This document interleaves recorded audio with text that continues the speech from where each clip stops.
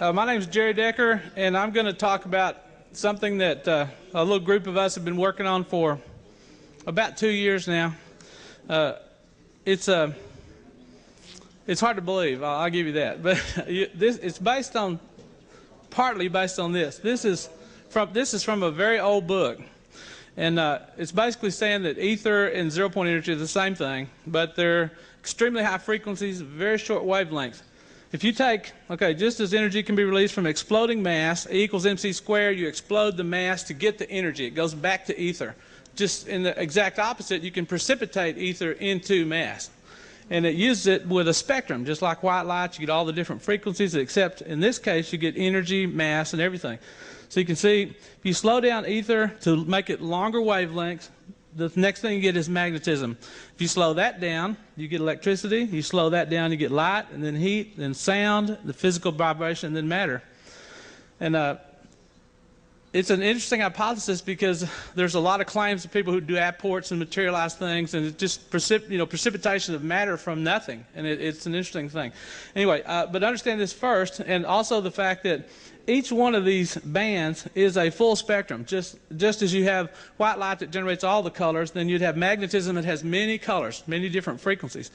These nanostructure arrays, when you look at them under a microscope, this is what they look like. This is excreted by the bug in growing its tissues, the chitin. That's what it looks like as you go significantly greater magnifications. That's what you see, finer and finer. Look like it's machined. It's almost perfect. Go to the next one, please. This is even a finer magnification, and these are those little resonating cavities that appear to pick up the lower you go, the higher frequencies, like a straw with a certain frequency, like organ pipes. As the organ pipes change in length, the frequency goes up. So the deeper you go into mass with these resonating structures, eventually you're going to hit Cater's frequency below infrared terahertz, and you would be able to cancel gravity. So that's what all this is leading to, part of it. Okay, Grebennikov is the man. This is Grebennikov. He is now 74 years old, but the original experiment, he's looking at a microscope. This one particular bug, he won't tell us if it's a beetle, a beetle, or a butterfly, or some kind of a wasp. He won't tell the genus of the insect, but he claims he was looking at one little piece of it, a concave. Concave, it looks like a satellite dish. And he's looking at that under a microscope. It's a chitin plate, chitin, C-H-I-T-I-N. He's looking at it under a microscope, looking at this extremely precise nanostructure array. Well, this is an electron microscope. But in this one, he's looking at these star shapes, all on these concave plates. And he happened to take a pair of tweezers, and he had another one like this, and he dragged it across, and it jumped out of the tweezers and floated up in the air and fell off to the side. So he thought, I've been working too long. So he takes it out from under the microscope. He does it again, and it floats up out of the air and floats back down. So he goes out and kills a bunch of these bugs and rips off their wings. And he glues them all to this board, like a grid, 10 by 10, something like that. And he sets it where all the cups are facing up, and he drops an ink pen on it, and the ink pen floats in the air. He drops a tack on it, and the tack floats in the air. He turns the board upside down, and the board floats in the air. It's like, whoa. And it all sounds like BS, but remember, fluctuations, zero-point energy, and training, the whole bit. Okay. He said the detail broke loose from my tweezers. It hung suspended in the air, and then it fell back. He ties these panels together, and he makes these panel blocks made out of chitin. Okay, so they're basically little repelling blocks. Okay, array levitation of pin, tack, and other objects. He says, I'm not naming the class to which this insect belongs. It seems on the verge of extinction. He's a big tree hugger. I have no problem with tree huggers, but you got to protect as much as you can, and he doesn't want to give the name of this because he thinks if this gets out to the world, they'll come in and take every bug they can. I wrote him a letter, and I said, look, we don't care about the name of the bug. Just send us a couple of samples. If we can duplicate the effect, prove it's not electrostatic, it's not electromagnetic, we can make artificial, analyze it with an a scanning microscope, get the specific dimension. Is it hexagonal, tetragon, what? And make it into an array. What is the structure, the size? Is it on angstroms, micrometers, what? And just run off sheets of this stuff.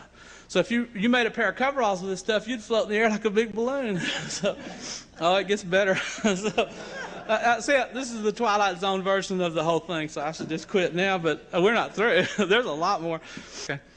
This is my contact tells me that these two pictures those are called sensilae.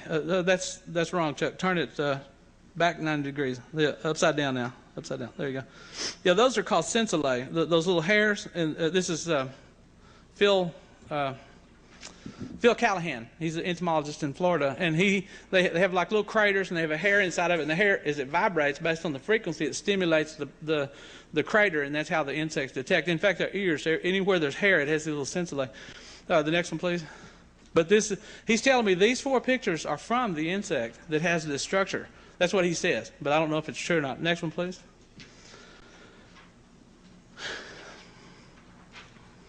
This is from a sample of butterfly wings, and he's showing these channels, and you have to go please.